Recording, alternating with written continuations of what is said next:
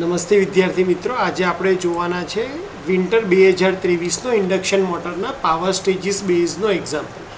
આપણને એક્ઝામ્પલમાં આપવામાં આવ્યું છે કે પાવર ઇનપુટ ટુ 400 વોલ્ટ 60 હર્ટ્ઝવાળી એક 6 પોલની 3 ફેઝ ઇન્ડક્શન મોટર છે જે 1140 આરપીએમ ઉપર રન થઈ રહી છે અને ઇનપુટ એનો કેટલો છે 40 કિલોવોટ છે. પાવર ફેક્ટર છે 0.8 લેગિંગ. ઇફ સ્ટેટર લોસ, જો સ્ટેટર લોસની વેલ્યુ 1 કિલોવોટ હોય, મિકેનિકલ લોસીસ એટલે કે જેને આપણે ફ્રિક્શન અને વિન્ડેજ લોસ કહીએ છીએ એ 2 કિલોવોટ હોય તો તમારે 3 વસ્તુ શોધવાની છે. પહેલું સ્લીપ, બીજું રોટરનો કોપર લોસ અને ત્રીજું એફિશિયન્સી. અને આ 7 માર્ક માટેનો એક્ઝામ્પલ છે. તો પાવર સ્ટેજીસનો એક્ઝામ્પલ જ્યારે પણ આવે ત્યારે સૌથી પહેલું કામ આપણે ડેટા લખવાનું કરશું કે ભાઈ P1ની વેલ્યુ 40 કિલોવોટ આપી છે, એક 3 ફેઝ ઇન્ડક્શન મોટર છે, વોલ્ટેજ 400 વોલ્ટ આપ્યા છે, ફ્રીક્વન્સી 60 હર્ટ્ઝ છે, પોલની સંખ્યા 6 છે, એનએની વેલ્યુ આપી છે, એને એટલે એકચ્યુઅલ સ્પીડની વેલ્યુ આપી છે 1140 RPM revolution per minute, cos ફાઈની વેલ્યુ આપી છે 0.8, પીએસ આપણને આપ્યો છે 1 કિલોવોટ, પીએફડબ્લ્યુ એટલે કે મિકેનિકલ લોસ આપણને આપ્યા છે 2 કિલોવોટ અને આપણે શોધવાનું છે સ્લીપ, રોટર કોપર લોસ અને એફિશિયન્સી. આ ડેટા લખ્યો હોય એટલે આપણા મગજમાં થોડુંક પિક્ચર ક્લિયર થઈ જાય. હવે તમે પાવર સ્ટેજીસના કોઈ પણ એક્ઝામ્પલ માટે આ ડાયાગ્રામ હંમેશા તમારે ડ્રો કરી લેવાનો. ડાયાગ્રામમાં શું આવશે તો કે સૌથી પહેલાં તમે ઇનપુટ આપ્યો પાવર એ, એમાંથી તમારા સ્ટેટર લોસ બાદ કરીએ તો તમને રોટરનો ઇનપુટ પાવર P2 મળે, એમાંથી તમે કોપર લોસ બાદ કરો તો તમને PM મળે. એટલે ઇનપુટ પાવર રોટર ઇનપુટમાંથી તમે રોટરનો કોપર લોસ બાદ કરો તો તમને PMની વેલ્યુ મળે, એટલે કે મિકેનિકલ પાવર ડેવલપ. અને મિકેનિકલ પાવર ડેવલપમાંથી તમે મિકેનિકલ લોસ એટલે કે ફ્રિક્શન અને વિન્ડેજ લોસ બાદ કરો તો તમને યુઝફુલ પાવર મળે.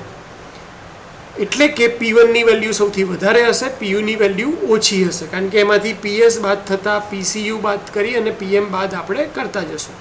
હવે પાવર સ્ટેજીસના ફોર્મ્યુલાની આપણે રિલેશનશિપ જોતા હતા સ્લીપ સાથેની, તો PCU by P2 equal to slip S આવે એ આપણને ખબર છે. અને એફિશિયન્સી એટલે શું તો કે આઉટપુટ ડિવાઇડેડ બાય ઇનપુટ. આપણો આઉટપુટ શું છે PU, આપણો ઇનપુટ શું છે P1, મલ્ટીપ્લાય બાય 100 કરો તો એફિશિયન્સી તમને પર્સન્ટેજમાં મળશે. આટલું ખ્યાલ હોય તો આપણે આગળ કેલ્ક્યુલેટ કરીએ. સૌથી પહેલું આપણે કેલ્ક્યુલેટ કરવાનું છે સ્લીપ. સ્લીપ એટલે આવે NS minus NA upon NS into 100 પર્સન્ટેજમાં જોતા હોય તો. પણ એના માટે આપણને NSની વેલ્યુ ખબર હોવી જોઈએ. NS ઇક્વલ ટુ શું થાય તો 120 F by P, 120 as it is, ફ્રીક્વન્સીની જગ્યાએ 60, પોલની જગ્યાએ 6, 120 ગુણ્યા 60 એટલે 7200 ભાગ્યા 6 એટલે 1200 આરપીએમ આવે. તો 1200 આરપીએમ આપણી NSની વેલ્યુ આવી, જે આપણે સ્લીપમાં મૂકશું તો NS minus NA upon NS divided multiply by 100, તો 1200 માઇનસ 1140, એકચ્યુઅલ સ્પીડ આપણને 1140 આપી છે, ભાગ્યા 1200 ગુણ્યા 100 કરીએ તો 1200 માઇનસ 1140 એટલે 60, ભાગ્યા 1200 ગુણ્યા 100, 100ના 2 મીંડા ગયા, 1200ના 2 મીંડા ગયા, 60 ભાગ્યા 12 એટલે કે 5. તો પર્સન્ટેજમાં આ વેલ્યુ કહેવાશે 5 અને ફ્રેક્શનમાં આ વેલ્યુ કહેવાશે 0.05. પાવર સ્ટેજીસમાં કેલ્ક્યુલેશનમાં હંમેશા આપણે ફ્રેક્શન લઈશું. એટલે આપણે અહીંયા PCU શોધવા છે, કોપર લોસીસ PCU. તો એની ફોર્મ્યુલા શું થાય સ્લીપના રિલેશન પ્રમાણે P2 ઇન્ટુ S. તો આપણને P2 ખબર હોવા જોઈએ, S તો ખબર છે. P2 કઈ રીતે મળશે તો કે P2ની વેલ્યુ કઈ રીતે મળશે, P1માંથી હું PS બાદ કરીશ તો P1 માઇનસ PS. P1 એટલે ઇનપુટ પાવર આપ્યો છે 40, સ્ટેટર લોસીસ આપ્યા છે 1, એટલે તમારો રોટર ઇનપુટ વેલ્યુ થશે 39 કિલોવોટ. તમે એક વેલ્યુ કિલોવોટમાં લો તો બીજી વેલ્યુ પણ કિલોવોટમાં જ લેવાની, 1 વોટમાં લો તો બીજું પણ વોટ્સમાં જ લેવાનું. અહીંયા આપણે બધું કિલોવોટમાં લીધું છે. તો આપણને P2ની વેલ્યુ મળી ગઈ 39 કિલોવોટ.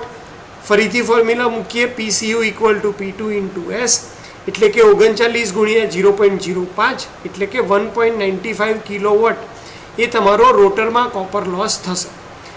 રોટરમાં કોપર લોસ મળી ગયા બાદ આપણે PMની વેલ્યુ શોધશું, એટલે કે મિકેનિકલ પાવર ડેવલપ. તો મિકેનિકલ પાવર ડેવલપ કેટલો થશે તો P2 માઇનસ PCU કરશું તો આપણને PM મળી જશે. 39 માઇનસ 1.95 તો તમને મળશે 37.05 કિલોવોટ. અને યુઝફુલ પાવર કઈ રીતે મળશે? તો યુઝફુલ પાવર મળશે મિકેનિકલ પાવરમાંથી ફ્રિક્શન અને વિન્ડ ડેડ લોસ એટલે કે મિકેનિકલ લોસ બાદ કરીએ તો 37.05 માઇનસ 2 કિલોવોટ બાદ કરીએ તો આપણને યુઝફુલ પાવર મળશે 35.05 કિલોવોટ. હવે તમારી પાસે યુઝફુલ પાવર છે, તમારી પાસે ઇનપુટ પાવર છે, તો તમને એફિશિયન્સીની વેલ્યુ મળી જશે PU/P1 35.05 ભાગ્યા 40. એફિશિયન્સી પર્સન્ટેજમાં જોઈએ છે એટલે 100 વડે મલ્ટીપ્લાય કરીશું તો આપણને એફિશિયન્સીની વેલ્યુ મળી જશે 87.62%. ફ્રેક્શનમાં પૂછે તો 0.87. તો આવી રીતે તમે પાવર સ્ટેજીસના કોઈ પણ એક્ઝામ્પલ સ્ટેપ બાય સ્ટેપ એકદમ ઇઝીલી સોલ્વ કરી અને 7 માર્ક મેળવી શકો છો. હોપ કે તમને એક્ઝામ્પલ ખ્યાલ આવી ગયો હશે. વિડીયો શાંતિથી જોવા માટે અને તમારો ટાઈમ આપવા માટે થેન્ક યુ સો મચ.